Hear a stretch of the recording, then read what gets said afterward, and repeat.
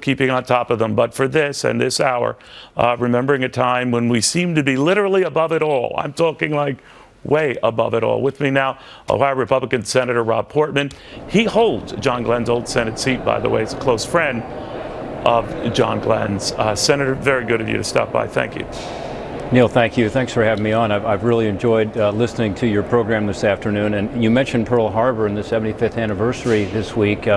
In some senses, without Pearl Harbor, we may not have had John Glenn as our national hero, because they say that's what motivated him to decide that he was going to join the effort. He was a pilot. That's right. And had 59 missions in World War II, as I recall. People forget that he's a World War II veteran. And went on, I think, to 159 different missions where, he served our country long before he became an astronaut. So what a story, and what a life, and what an amazing man.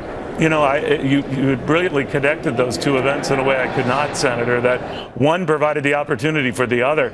And what I had read, and you know a great deal more about him and his hit pass than I do, outside of marveling as a kid at what he was doing, but that he, as a fighter pilot, and I believe 5 of the other Mercury 7 astronauts were, that they were the real deal, the real McCoys. Tom Wolfe, of course, and others have written extensively about that unique group, but they really were the rock stars of their time, weren't they? They were the right stuff, and of all of them, John Glenn stands out, because at a time when we were not battling just a space contest with the Soviets, but really prestige around the world, it was John Glenn who climbed into that little capsule. It's over at the Air and Space Museum. Folks should take a look at it. I looked at it and I just thought, my gosh, how did any human being? Did they spray Pam all over them to get him in there? What did they do? Yeah. Well, there's some photographs of him cramming himself in there, and as you know, it malfunctioned. He had to go to manual controls. One of the layers peeled back, and he must have seen his life flash before his eyes a couple times there. But when he splashed down and spoke to a joint session of Congress, unbelievable. I guess he was about 40 years old then. Unbelievable. So what a history. And then I got to know him better when he was in the United States Senate. I was in the House. We did a lot together. He was a good government guy.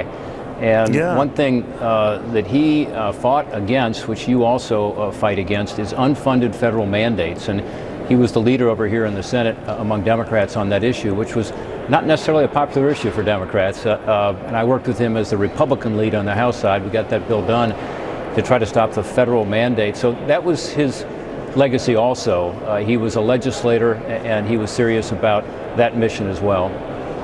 I was remembering too, Senator, of his class, and I know we always say, everyone speaks glowingly of the dead, but the fact of the matter was, even in his presidential run, many of it in his campaign staff, got to go for the jugular against Mondale. You got to do this, and you got to do this, and he would just say, I'm not going to do that. I'm going to lose on my own terms. And when they said, all right, well, your charisma disappointed us. We thought you would be a much more engaging candidate. He said, well, I said I'd been into space. I said I wouldn't be nuts. But it's interesting if you think about what he just would not tolerate, what he would not compromise, even in running for the highest office in the land. No, absolutely. And he was a low-key Ohio guy, born and raised there. And that campaign, I think, will go down in history as having been one where he was viewed as too centrist for the party at that time. So it wasn't just his style, it was also his politics, and that's who he was. I then worked with him after his time in the Senate, because he started this little school at Ohio State called the Glenn School for Public Affairs, and now it's the Glenn College. Just last year we had it elevated to a college. I taught there for a few years as a co-teacher before I ran for the Senate, and got to know him through that, and I was on his advisory board there. And we had a meeting last month, and he showed up in good humor, as always, engaged, wanting to help. In this case, he wanted to set up a leadership institute to help other young Ohioans be motivated to get into public service. He thought that was such a noble calling. So his time and space is bracketed by other accomplishments that are sometimes forgotten, but added together, equal his amazing legacy. All right, Senator, I want to thank you very much for taking the time. You hold a precious seat, and you've made it historic yourself. Thank you, sir. Thanks, Neil. Always good to be on with you. All right, well, we talk about the right stuff, as Tom Wolfe said, of those Mercury 7 astronauts, the last one dying today, John Glenn at 95. But what's